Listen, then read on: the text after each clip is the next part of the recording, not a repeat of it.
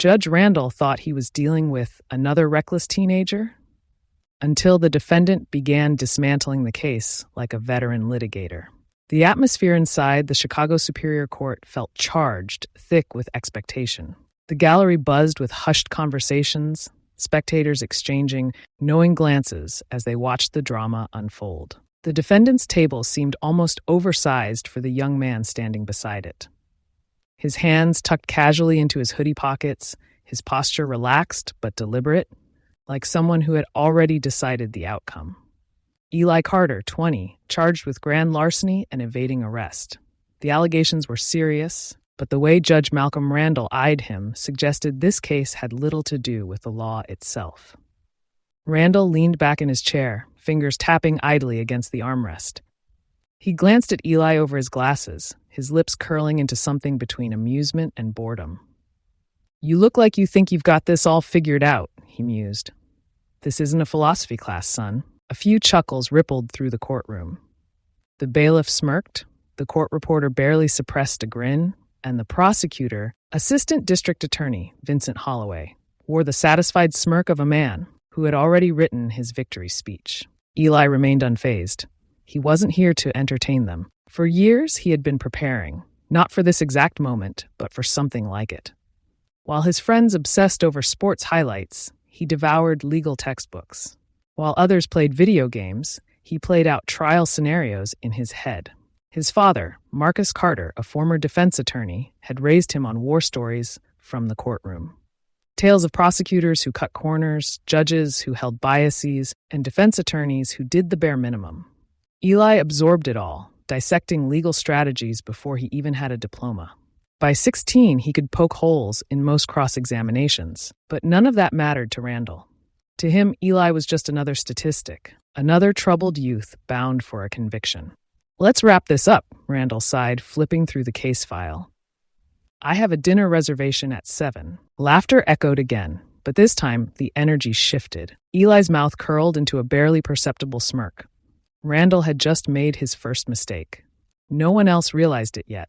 Vincent Holloway rose, exuding the confidence of a man who rarely lost. His suit was flawless, his tie impeccable, and his voice held the polished cadence of someone used to being right. "Your Honor, the prosecution will demonstrate beyond reasonable doubt that the defendant, Eli Carter, was caught in possession of a stolen vehicle. A Tesla Model S reported missing earlier that evening. Officers engaged in pursuit, during which the suspect allegedly attempted to flee before being apprehended. His fingerprints were recovered on the steering wheel. The evidence speaks for itself." The words landed heavily, murmurs spreading through the courtroom. On the surface, the case seemed airtight. A stolen car, a chase, an arrest. Judge Randall peered over his glasses. "Continue." Holloway approached the jury box, his polished shoes clicking against the floor. "The defense may attempt to paint Mr. Carter as an innocent bystander," he continued smoothly. "But let's be real, what kind of innocent man runs from the police?" Tension thickened. Judge Randall propped his chin on his hand. Eli remained unreadable. Holloway flipped through a folder. "Your Honor, we have Officer Jackson Murphy's testimony. He personally witnessed the defendant behind the wheel. The vehicle was confirmed stolen. The arrest followed protocol." Randall exhaled sharply. "Seems pretty straightforward to me." For most people in the room, it did. The case was black and white, a stolen car, an arrest. Open and shut. But Eli had spent too many nights dissecting court transcripts not to notice the flaws. He sat back, waiting. Randall tapped his gavel. "Let's hear the defense." Eli's public defender, a jittery young woman named Camille Briggs, cleared her throat. She had barely spoken 3 words since the hearing started. She rose hesitantly. "Your Honor, my client." Eli gently placed a hand on her arm, a silent exchange. She hesitated, then nodded and sat down. Eli turned to Randall, his voice calm, even. "I'll be defending myself, Your Honor." Silence blanketed the courtroom. Randall blinked. "You'll what?" Eli's expression remained unreadable. "I'll be representing myself." Murmurs spread through the crowd. The bailiff shot a glance at Holloway, whose smirk wavered for a fraction of a second before he chuckled. This should be good. No one was laughing when Eli took his first step forward, because everything was about to change. Judge Randall adjusted his glasses, studying the young man before him. The amusement in his gaze had faded, replaced by something more cautious, curiosity, perhaps. He had seen arrogance in defendants before, but this wasn't arrogance. This was control. Eli Carter, hands still casually tucked in his hoodie pockets, stepped forward with measured confidence. He wasn't in a rush. He let the silence settle, let the jury and the spectators lean in just a little. Then, in a voice neither rushed nor uncertain, he spoke. Your Honor, before we begin, I'd like to clarify a key point in the prosecution's argument. Randall tilted his head. Go on. Eli turned his gaze to Holloway, whose smirk had only partially returned. The prosecution claims that Officer Murphy personally witnessed me behind the wheel of the stolen Tesla, correct? Holloway exhaled, already bored. That's right, and his statement is in the official police report. Of course it is, Eli nodded, turning to the judge. Your Honor, I move to strike that testimony from the record. Randall raised an eyebrow. On what grounds? Eli pulled his hands from his pockets for the first time, gesturing toward the prosecution's table. Because Officer Murphy never saw me in that car. In fact, he wasn't even on duty when the chase began. A flicker of confusion crossed Holloway's face. What are you talking about? Eli took another step forward. Your Honor, I'd like to submit a request to verify Officer Murphy's GPS logs from that night. If his report states he witnessed me in the driver's seat, then his location data should corroborate that claim. He let the word hang in the air. I have a feeling it won't. The murmurs in the gallery swelled. Even the jury members exchanged glances. Randall frowned, shifting his gaze to Holloway. The ADA hesitated, and it was just long enough for the damage to be done. The jury noticed, the gallery noticed, and most importantly, the judge noticed. Counselor? Randall asked, his voice tinged with skepticism. Holloway's jaw tightened. Your Honor, that report was filed by an officer of the law.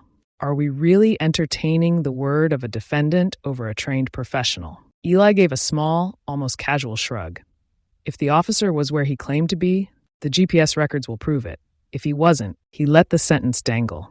Randall sighed, rubbing his temple. Does the prosecution have any objection to verifying the officer's GPS data? Holloway hesitated again. This time, the courtroom wasn't laughing. The tension was thick, pressing down like a storm cloud.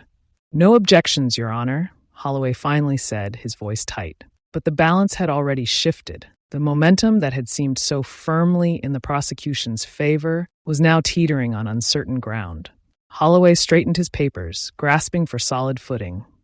Regardless of the officer's location, the fact remains that the defendant's fingerprints were found on the steering wheel. Eli gave a slow nod, his expression unreadable. That's true. He paced slightly, turning toward the jury. But let's talk about that for a second. Randall watched, intrigued despite himself, as Eli shifted tactics effortlessly. The prosecution wants you to believe that my fingerprints on the steering wheel mean I stole the car. Eli continued, his tone even, controlled. That's their story, but let's think logically. He turned to the jury, locking eyes with them. Imagine you go to a department store and try on a jacket. You zip it up, put your hands in the pockets, then hang it back on the rack. Later, someone steals that jacket. If your fingerprints are found on it, does that make you guilty of theft? A few jurors exchanged glances. The energy in the room shifted, subtle but unmistakable. Eli pressed on. The car in question was parked outside a 7-Eleven hours before it was stolen. I was there with friends. And yes, I leaned against the car. I even opened the door because it was already unlocked. A moment of curiosity, nothing more. I didn't drive it. I didn't steal anything. I walked away. He let that sit. Then, in a voice sharp as a blade, he asked, Does touching something make you a criminal? Holloway cleared his throat, flipping through his notes, searching for something to regain control. Eli wasn't finished. And let's talk about how that fingerprint analysis was conducted. He turned back to Randall. Your Honor, was the forensic specialist in this case subpoenaed to testify? Randall blinked, caught off guard. He glanced at Holloway.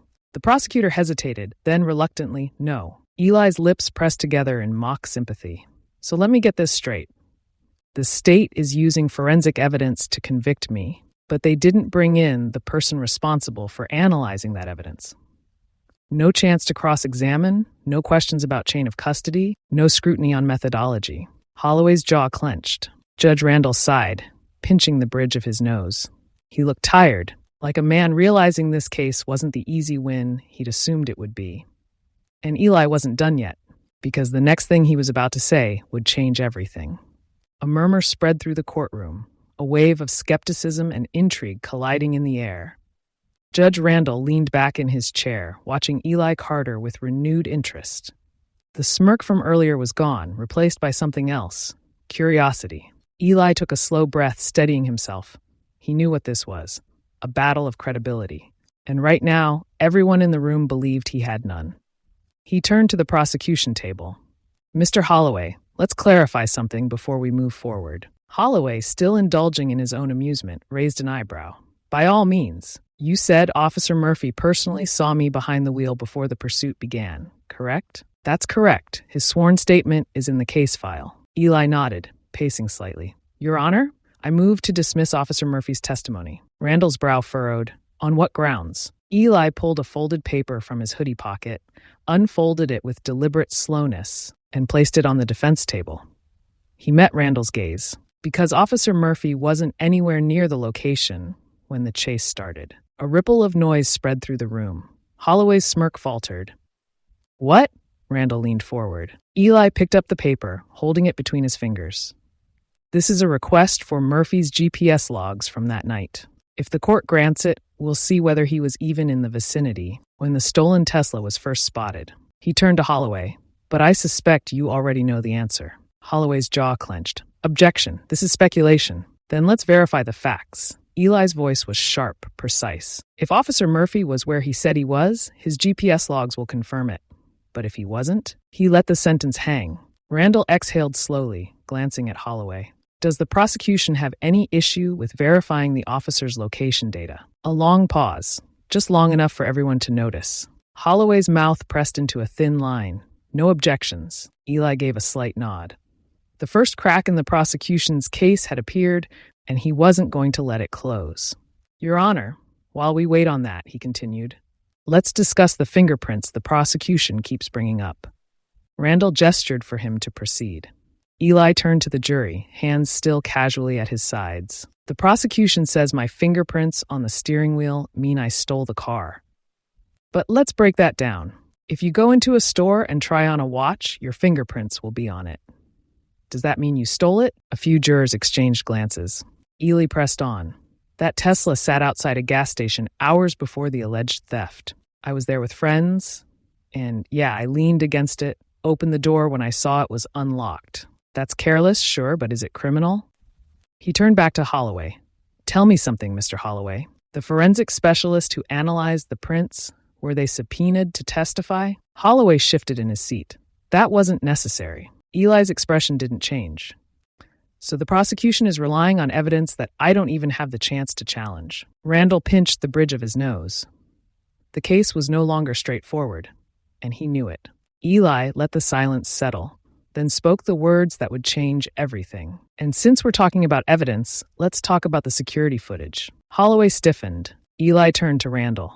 "Your Honor, I request the court order the full security footage from the gas station that night. Not just the parts the prosecution decided were relevant." Randall narrowed his eyes. "Are you suggesting evidence was withheld?" "I'm suggesting," Eli said carefully, "that there's more to this story than what's been presented. And I think the jury deserves the full picture." The courtroom was no longer laughing, because this case was no longer open and shut. The courtroom was no longer just a room. It was a battlefield. Every breath, every glance, every flicker of doubt was a move in a game that only Eli seemed to understand. Judge Randall leaned forward slightly, his previous amusement replaced by something colder, sharper. Assistant District Attorney Vincent Holloway had lost his smirk entirely. The jury no longer looked like they were merely observing. They were waiting for something. The moment. Eli Carter was about to give it to them. He took a steady step forward, rolling his shoulders as if preparing for the final round of a fight. "Your Honor," he began, "the prosecution has built their case on a foundation of convenience, not fact. Let's dismantle it, shall we?" A charged silence. Holloway stiffened. Randall didn't stop him. "First, we have Officer Jackson Murphy's testimony," Eli continued. "He claims he saw me behind the wheel, but as we've established, no body cam footage supports this. And the GPS records," he turned his gaze toward Holloway, "they tell a different story. Officer Murphy wasn't even in the vicinity when the chase began. A hushed murmur rippled through the gallery.